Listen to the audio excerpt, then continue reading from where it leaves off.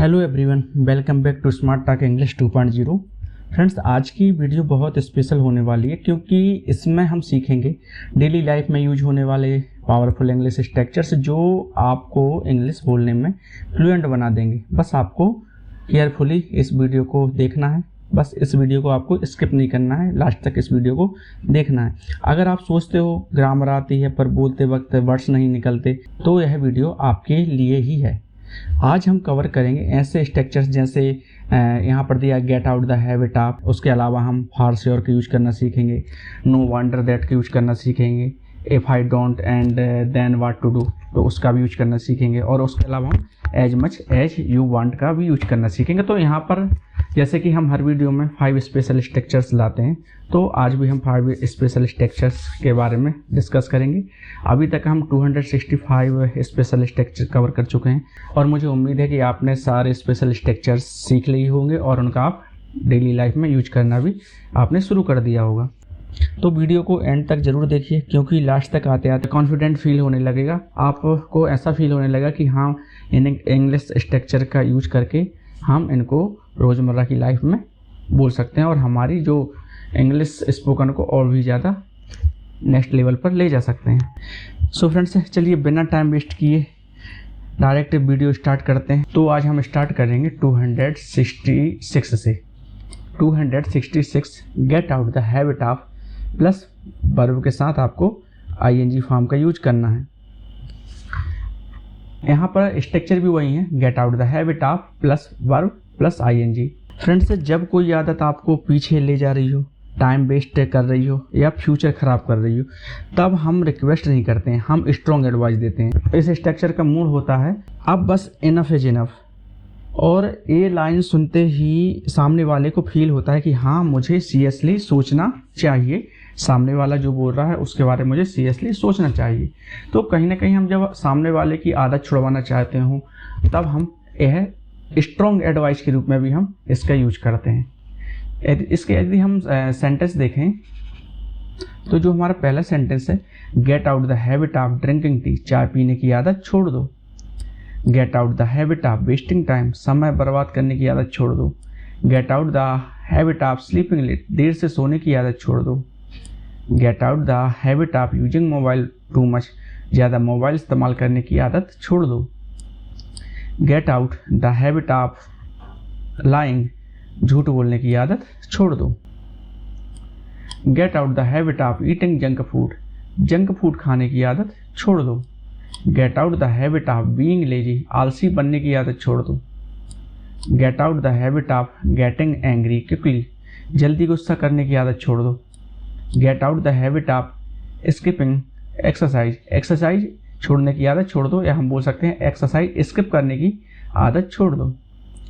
Gate out the habit of talking to much, ज़्यादा बोलने की आदत छोड़ दो। और फ्रेंड्स, इस स्ट्रक्चर में आपको सिर्फ इतना याद रखना कि आपको सिंपल सा हैबिट के बाद वर्ब की आईएनजी फॉर्म लगानी है। जैसे यहाँ पे दिया है get out the habit of, तो गेट आउट द हैबिट के आप वर्ब के साथ आईएनजी फॉर्म का यूज करना है। 267 if I don't then what to do, अगर मैं यह नहीं करूं तो क्या करूं। फ्रेंड्स, सच बताइए, लाइफ में कभी ऐसा मोमेंट आता है जब दिमाग बोले ये भी गलत लग रहा है और वह भी गलत लग रहा है, तो वही मोमेंट है इस स्ट्रक्चर का। ये स्ट्रक्चर कन्फ्यूजन दिखाता है। जब कोई यह सेंटेंस से बोलता है तो सामने वाला समझ जाता है कि जो स्पीकर है वह कन्फ्यूज है किसी बात को लेकर। यहाँ पर हम इसका यूज बहुत ही करते हैं। सो फ्रेंड्स, यदि हम इसके सेंटेंस देखें, if I don't go there then what to do, अगर मैं वहाँ ना जाऊँ तो क्या करूँ। If I don't eat this then what to do, अगर मैं यह नहीं खाऊँ तो क्या करूँ। If I don't talk to him then what to do, अगर मैं उससे बात नहीं करूँ तो क्या करूँ। If I don't study then what to do, अगर मैं पढ़ाई नहीं करूँ तो क्या करूँ। If I don't take this job then what to do, अगर मैं यह नौकरी नहीं लूँ तो क्या करूँ। मतलब कि हमारे पास 2 ऑप्शन है, ऑप्शन ए ऑप्शन बी। हमें ऑप्शन ए भी सही नहीं लग रहा, ऑप्शन बी भी सही नहीं लग रहा, तब हम बोलते हैं कि अगर मैं ये ना करूँ तो क्या करूँ। अगर ना ये सही है ना वो सही है तो फिर क्या करूँ। तो जब हम इस तरीके की हमारे पास कंडीशन हो तब हम इसका यूज करते हैं। If I don't buy this then what to do, अगर मैं यह नहीं खरीदूँ तो क्या करूँ। If I don't help him then what to do, अगर मैं उसकी मदद नहीं करूँ तो क्या करूँ। If I don't go today then what to do, अगर मैं आज नहीं जाऊँ तो क्या करूँ। If I don't agree then what to do, अगर मैं सहमत ना हूँ तो क्या करूँ। If I don't try then what to do, अगर मैं कोशिश ना करूँ तो क्या करूँ। 268 फॉर श्योर, फॉर श्योर का मतलब होता है पक्का या निश्चित रूप से। इसके लिए स्ट्रक्चर है, आपको एक सेंटेंस लेना और उसके लास्ट में आपको फॉर श्योर का यूज करना है। फ्रेंड्स, इसका यूज हम तब करते हैं जब कोई चीज़ पक्का या 100% या बिना शक के निश्चित हो, तब हम वहाँ पर फॉर श्योर का यूज करते हैं। और यह कहीं ना कहीं हमारा कॉन्फिडेंस दिखाता है। मतलब सेंटेंस कमज़ोर हो सकता है पर फॉर श्योर यूज करते ही उसमें क्या है, उस सेंटेंस में जान आ जाती है। और यह जो स्ट्रक्चर है वह बताता है कि मैं बोल रहा हूँ, मतलब मैं निश्चित हूँ, मैं 100% श्योर हूँ। इसके यदि हम सेंटेंस देखें, आई will go with you for sure, मैं पक्का तुम्हारे साथ जाऊँगा।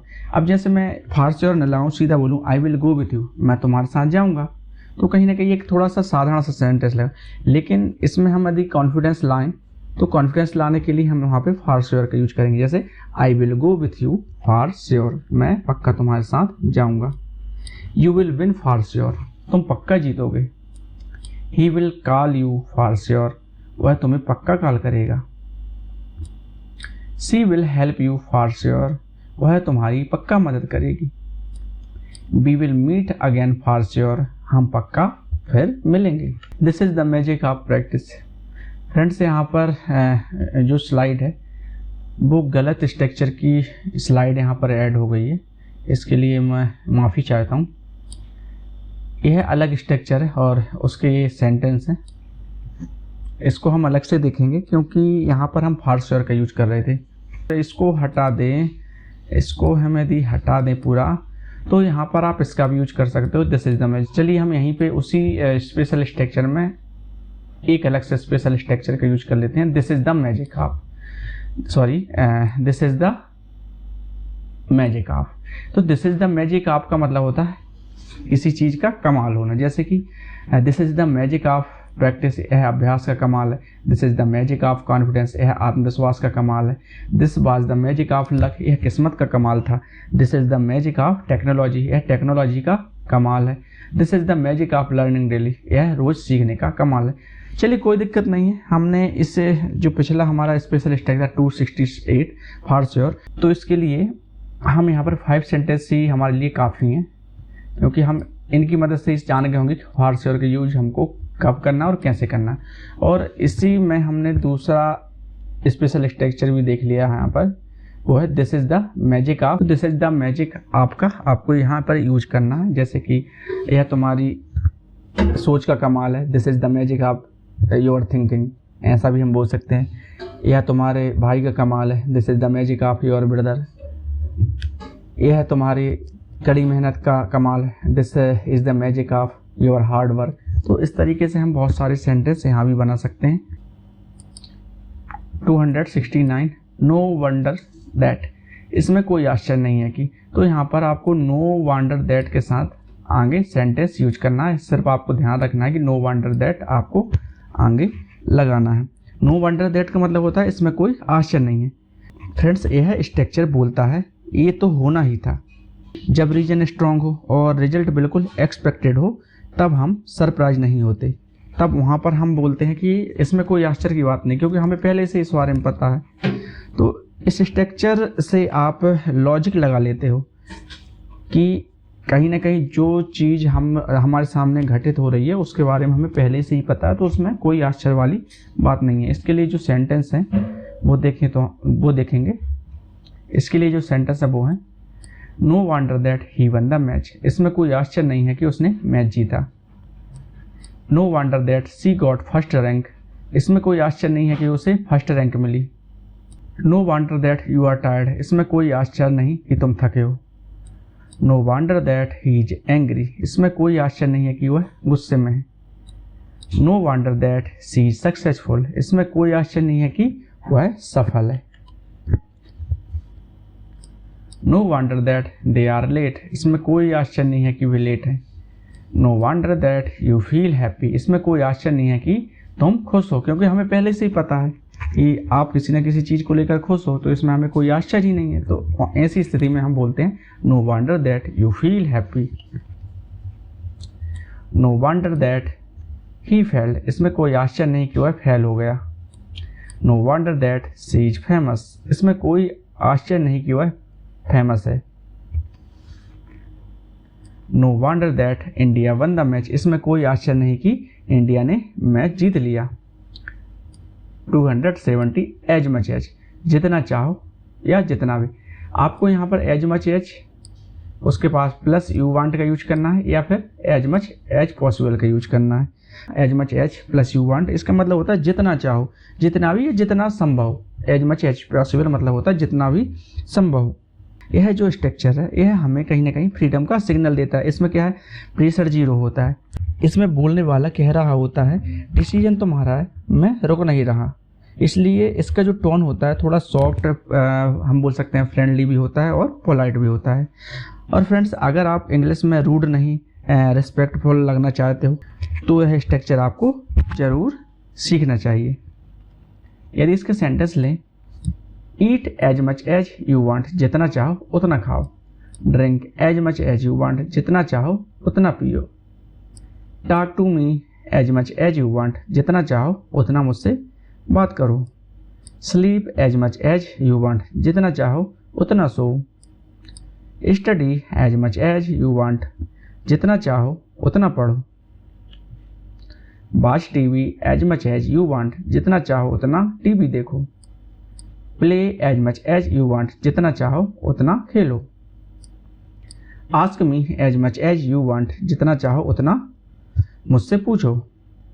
Bye vegetables as much as you want, जितना चाहो उतनी सब्जियां खरीदो। Rest as much as you want, जितना चाहो उतना आराम करो। सो फ्रेंड्स, आज हमने देखे कि कैसे सिंपल स्ट्रक्चर्स आपकी स्पोकन इंग्लिश को पावरफुल बना देते हैं। फ्रेंड्स, याद रखिए इंग्लिश एक दिन में परफेक्ट नहीं होती है, लेकिन क्या है, डेली प्रैक्टिस से फॉर श्योर आप इंग्लिश ज़रूर सीख जाएंगे। अगर आज का ये वीडियो आपको यूजफुल लगा हो तो वीडियो को लाइक ज़रूर करें और चैनल को सब्सक्राइब करना ना भूलें। और कमेंट में लिखिए कि आपको कौन सा स्ट्रक्चर सबसे अच्छा लगा। और हाँ, नेक्स्ट वीडियो में और भी इंटरेस्टिंग इंग्लिश स्ट्रक्चर्स के साथ मैं आपसे मिलने वाला हूँ, तो चैनल को ज़रूर सब्सक्राइब करिए।